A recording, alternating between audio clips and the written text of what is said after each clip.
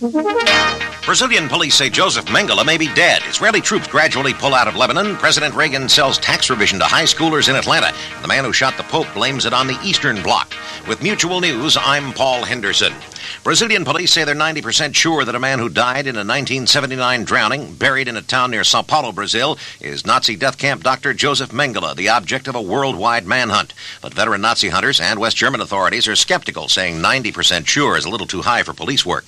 Israeli troops have apparently begun their long-awaited pullout from southern Lebanon, but Mutual's Maggie Fox says they're taking their time. It's not clear how long it's going to take the Israelis to finally leave South Lebanon. It seems now that their intention is to do it very, very gradually. They have mixed in with their surrogates, the South Lebanon Army, and apparently intend to stay around as long as they feel they need to protect the border. Fox says the Israelis may face future problems from the Shiite Amal militia along the border. This is Mutual News. The Senate today is considering 10 new proposals for aid to Nicaraguan rebels against a background of new Nicaraguan warmth for the Soviet Union.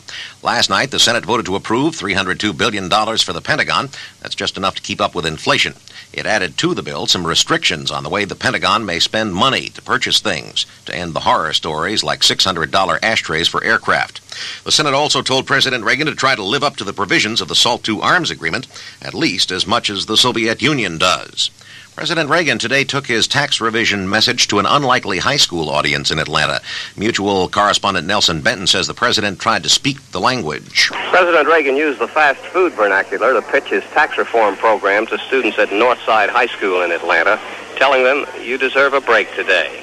If the present tax code were a television show, he told his young audience, they'd call it foul-ups, bleeps, and blunders. The president's next stop is Birmingham, Alabama. Key West, Florida Customs agent Kenneth Cooper has been arrested and charged with breaking into a house without a warrant in search for drugs, then lying to investigators and obstructing justice.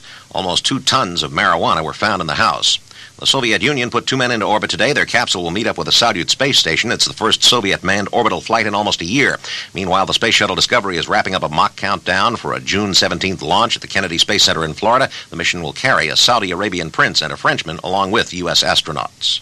You're listening to Mutual News. Donald J. Devine, who was under fire for secretly trying to retain control of the Office of Personnel Management after his first term expired, withdrew himself today as a nominee for a second term as head of the agency. Devine says he believes he could have done a fine job, but he says political differences with Congress would prevent his reconfirmation. Paul Henderson, Mutual News.